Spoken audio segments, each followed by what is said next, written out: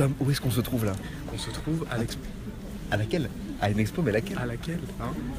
Attention, c'est pas.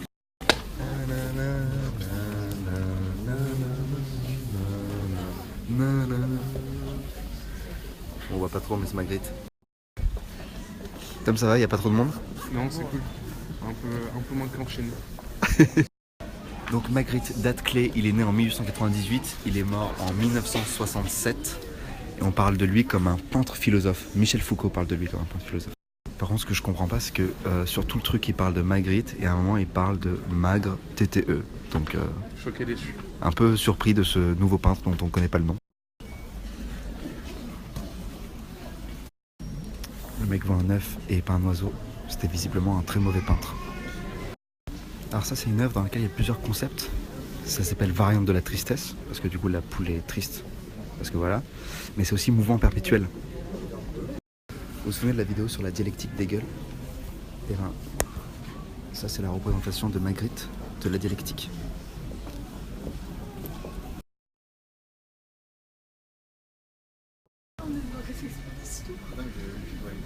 C'est pratique pour la marche à pied. Ce que je trouve intéressant là-dedans, c'est que tu vois, genre des chaussures, c'est ce qu'on utilise pour marcher tout le temps. Donc ça remplace un peu nos pieds, mais quand tu mets nos pieds avec des chaussures, ça a l'air horrible. C'est ce que je veux dire. Voilà, les vacances de Hegel, on est toujours sur une logique de dialectique où le verre prend l'eau que repousse le parapluie, reçoit l'eau. Ce qui est intéressant dans l'approche de Magritte, c'est que c'est assez ludique. C'est-à-dire que dans ses tableaux, il va prendre un objet, il va dire que c'est un problème, il va essayer de trouver une solution en associant un autre objet. Très intéressant. Merci Tom. Très intéressant. C'est un tableau qui s'appelle La condition humaine. Et donc c'est hyper intéressant. Donc on voit que l'extérieur c'est un tableau et il y a un château. Et du coup on ne sait pas s'il y a un vrai château ou pas. Évidemment, je vous laisserai faire la connexion avec la caverne de Platon. Évidemment. Alors là il y a pas mal de théories. C'est un piano dans une bague de fiançailles. Anneau se trouve dans le piano à la fin. Ensuite le piano c'est un prolongement du doigt. Le doigt qui entre dans l'anneau. Et l'anneau représente une clé de Fa. Donc symbole utilisé en musique.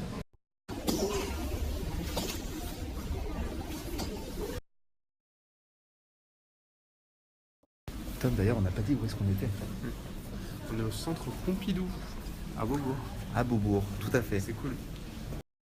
Le fameux, donc ceci n'est pas une pipe, parce que c'est la représentation d'une pipe. Évidemment, ça fait écho à, pareil, tout ce qui est caverne de Platon, etc. Après le ceci, c'est assez vague. Ça se trouve, ça parle de la phrase. Et ceci n'est pas une pipe, parce que c'est une phrase. Il y a plein d'interprétations possibles. Alors, je vais pas me la péter, mais c'est la deuxième fois que je vois ce tableau. La première fois, c'était à Los Angeles. Parce qu'il est exposé à l'ACMA, à Los Angeles. Ça aussi. Donc là, c'est une critique des surréalistes qui idéalisent et idolâtrent le rêve. Il en fait une ruine. Là, ce qui est intéressant, c'est que en fait, le cadre avec écrit paysage, ça fait que c'est nous qui allons créer la peinture dans notre tête. C'est nous qui allons créer le paysage. Et vu qu'il y a un fusil à côté, on pourrait penser que, par exemple, c'est un paysage de chasse. Tu vois, genre là, c'est le sol et là, c'est de la forêt. Et ce qui est cool aussi, c'est qu'il a nommé paysage un format portrait. Du coup, peut-être qu'il joue. C'est un troll, hein. De manière générale, il aime bien un peu sous de la gueule des gens Gros qui troll. regardent. Alors là, il y en a une sur laquelle on a plusieurs théories avec Tom. On a vu depuis tout à l'heure que Magritte, il aime bien détruire les images. Il est iconoclaste. Okay. Bon, ici, on a trouvé 3 interprétations. Alors, une rose dans l'univers. Déjà. Oui. L'image remplace le mot, alors Voilà. qu'habituellement. Ouais. La seconde interprétation, c'est que ce soit une rose dans l'univers, mais cette rose-là, celle qu'il a dessinée, sa représentation à lui. Il n'y en a qu'une seule dans l'univers. Exactement. La troisième, c'est que l'image n'existe pas, comme depuis tout à l'heure, il détruit les images, et que c'est une dans l'univers. Parce que dans l'univers, il y a une. Parce que Magritte aime beaucoup jouer avec les mots, en fait, comme avec piano et l'anneau de piano. C'est un troll. C'est un troll. Et anecdote marrante, c'est qu'il avait un chien. Il en changeait régulièrement, il prenait toujours la même race et il passait d'un blanc à un noir, un blanc à un noir, et ils appelaient tous Loulou. Donc là, on est face à une œuvre qui s'appelle Décalcomanie. Et en fait, ce que nous dit Magritte, c'est que il nous montre ce qui est caché, ce qui est censé être caché. Et c'est en ça que la plupart des œuvres de Magritte sont insolites, parce qu'il fait cet effort de nous montrer ce qui est caché, alors qu'il ne veut pas montrer l'invisible, parce que l'invisible n'est pas visible, par définition. Par contre, ce qui est caché, là, il trouve ça intéressant de montrer, et il dit que dans notre monde, tout le temps, il y a plein de choses qui sont cachées, par la vie de tous les jours, et on ne s'en rend plus compte, parce qu'on l'a accepté. Et donc là, le fait de le voir, ça nous bouleverse.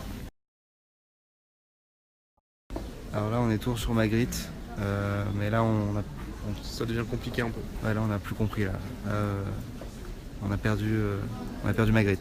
Je pense que c'est les œuvres de Magritte TTE. On a trouvé la faille.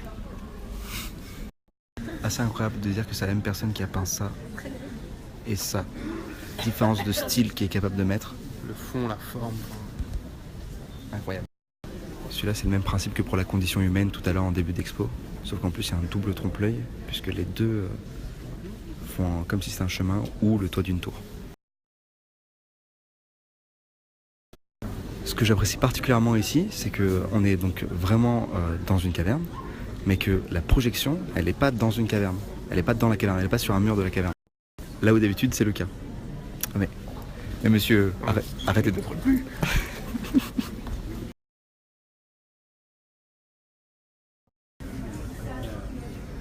Mais est-ce que la lumière est peinte sur le tableau ou est-ce que la lumière éclaire le tableau qui est peint?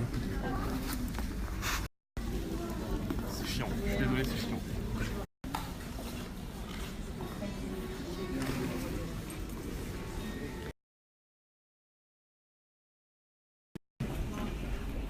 On se quitte sur cette... Ah mais Tom, c'est compliqué. Je contrôle pas. Merci, c'était top. Il vous reste quelques jours pour le voir au Centre Pompidou. Je crois que ça se termine le 23, je crois. Oui. Je sais pas du tout. Je sais pas. Et c'est une expo qui est construite, c'est pas chronologique, c'est vraiment comme une dissertation. Et le but, c'est de montrer que Matrix est un philosophe, et que c'est pas qu'un peintre. Et Michel Foucault en parle comme un peintre philosophe. En tout cas, c'était une super expo, hyper cool. Super. Magritte, c'est un de mes peintres préférés, donc... C'est un gros troll, mais un bon troll. Gros troll. Et quand tu vois Magritte dans la plus belle ville du monde, tu sors et t'as ce spectacle incroyable.